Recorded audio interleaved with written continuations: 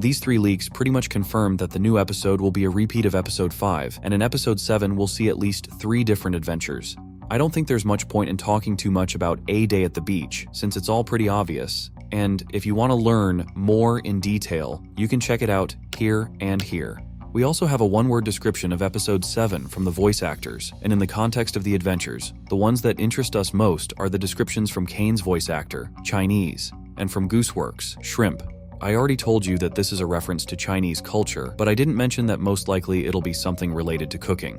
The description from Kane's voice actor is especially important to us, since his character is basically the one who comes up with and creates all the new adventures. It's quite possible that we'll see something similar to what happened back in episode 4, only this time all the characters will take part in cooking dishes. An adventure like that could definitely bring the digital circus characters closer together, and I'm more than sure this kind of adventure will actually happen in episode 7. If we remember episode 6, where Kane failed to get everyone interested in his trust-based adventure, then at least this time he might succeed, since in the kitchen teamwork and mutual understanding are absolutely essential. Also, many have already forgotten about this series of posts from Gooseworx, where she mentioned mummies. At first glance, it might look like just another batch of Goose's humor, but if we all remember how the creators sometimes tease future episode events in totally non-obvious posts, I've got a feeling that's what's happening here too, and it's pretty likely mummies could turn into key figures of the new episode.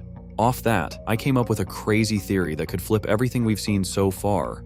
As we remember from the pilot, Kane's able to spy on everything happening across the digital circus, and if we take another look at the scene with the favorite character awards, it's clear that at that moment, our toothy admin was busy. But he's got plenty of eyes through all those mannequins, and they definitely spotted what went down with Jax and told him. Kane's already on the edge, but he's never going to back off from his main job, entertaining the folks in the digital circus. So after hearing what happened to Jax, he tried talking to him, but it didn't work out. And after that, he's going to do his classic move, gather everybody together and send them on a new adventure, and that's where things are going to get really interesting. The new adventures either going to take place in some kind of cave, or in a place that sorta looks like Mildenhall Manor. But this time, instead of angels and the undead, our characters are going to be fighting off a squad of crazed mummies to reach some kind of goal. It might end up being maple syrup like in episode 2 or something along those lines, but that's not the main point. Kane wouldn't be himself if he didn't spice up the new adventure, so this time he's going to throw in a spy. Maybe all the characters will get split up, and at first they'll need to find each other before even moving on to the main goal of the new adventure, and I got a feeling like always, they'll end up split into pairs. And now we come back to that spy I mentioned. It's going to be Jax, disguised as a mummy. That way, he can stick to doing the kind of things he's most used to. Come on, Sadie, you're coming with me. I'm actually gonna be on a team with Zubul. What? No, you're not. We've been together for every team adventure in the past. Guess times are changing, bunny boy. But on top of that, he'll also be able to hear what the others say about him. Just like all the NPC mummies, Jax is going to know about the secret passages, hidden rooms, and unnoticed spots in the new adventure's location. And when he hides to scare someone, he could easily overhear people talking about him. That could actually work in his favor, and if that's the case, the theory that Jax starts changing for the better from episode 7 onward might end up being true.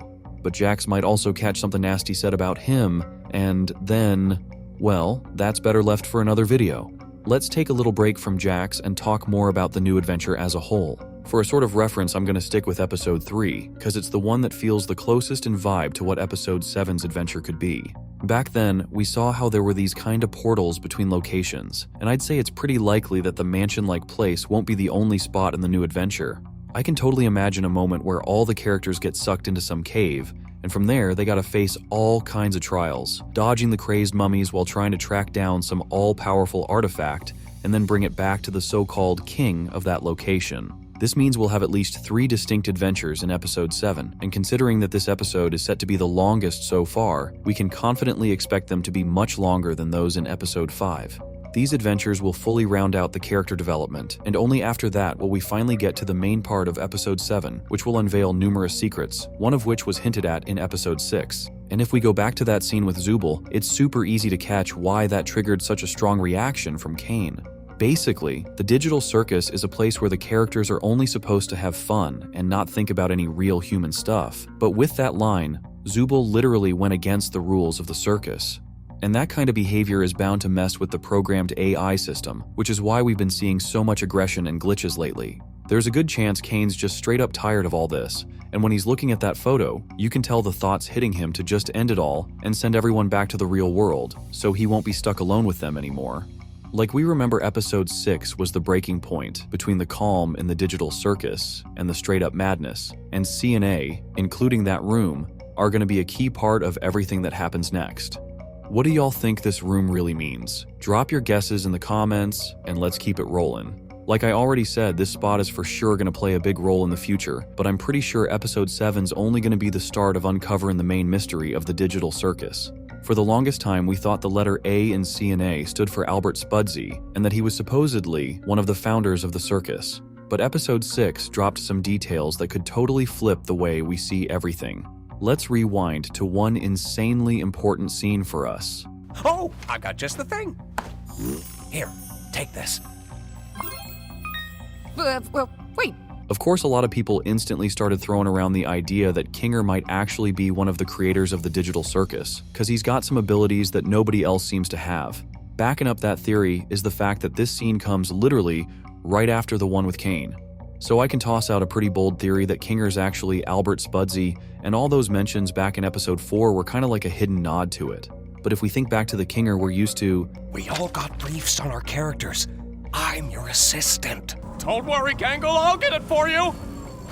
like from the very first second, it really feels like he's completely nuts and can't control the way he acts. But if you look at it from another angle, that kind of behavior actually gives Kinger a bunch of advantages, because he's basically a shadow in the digital circus, since nobody ever takes him seriously, and he can watch everybody else while staying invisible himself. I was also really intrigued by that scene where it seems like Kinger purposely dragged Pomni along to get a better read on who she is and what kind of feelings she's getting from the digital circus. Plus, at times we see Kinger as pretty wise and level-headed too. And then, there's that scene with Pomni from episode 3. Taking all this into account, you can really start to safely assume, and even be pretty sure, that Kinger is Albert Spudsey, and therefore one of the creators of the digital circus. And these hints from Glitch and Goose just keep pushing us to think that's the case. That's especially intriguing because I'm 100% sure that room wasn't shown to us for no reason. And even if it really is the exit from the digital circus, things might not be as rosy as they seem at first glance.